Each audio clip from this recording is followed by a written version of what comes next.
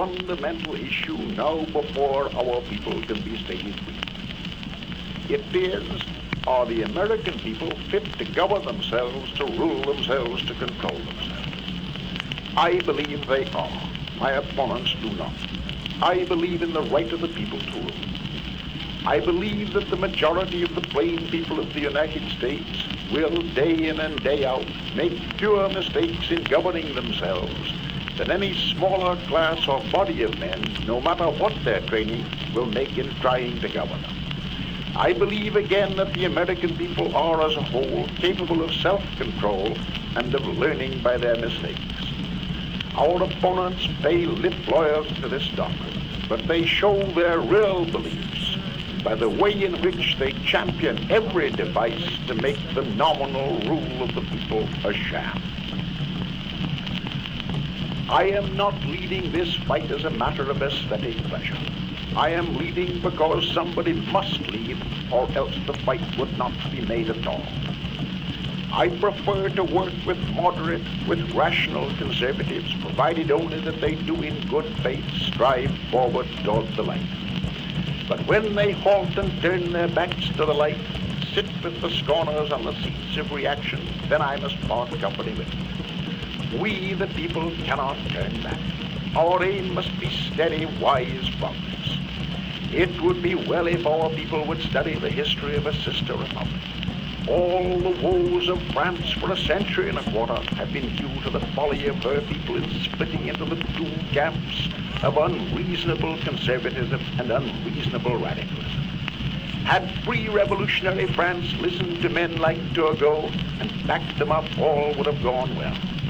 But the beneficiaries of privilege, the Bourbon reactionaries, the short-sighted ultra-conservatives, turned down Turgot and then found that instead of him they had obtained Robespierre.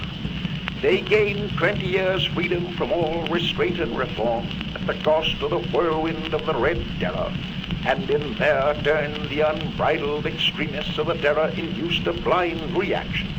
And so, with convulsion and oscillation from one extreme to another, with alternations of violent radicalism and violent Bourbonism, the French people went through misery toward a shattered goal.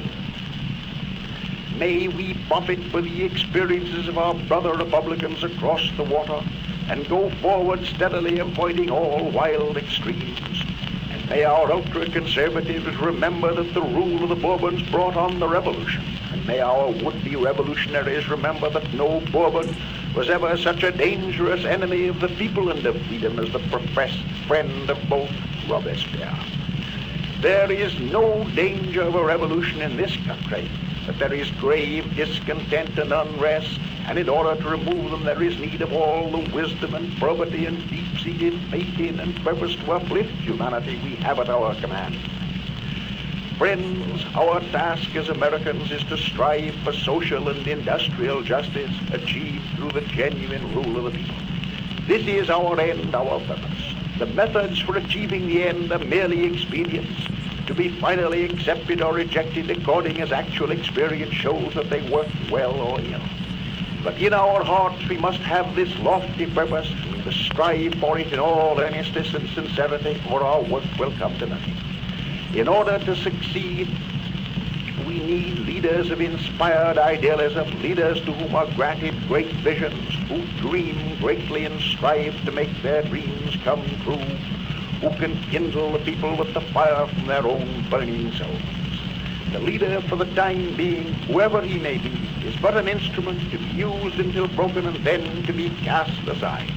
And if he is worth his salt, he will care no more when he is broken than a soldier cares where he is sent, where his life is forfeit, in order that the victory may be won. In the long fight for righteousness, the watchword for all of us is spend and be spent.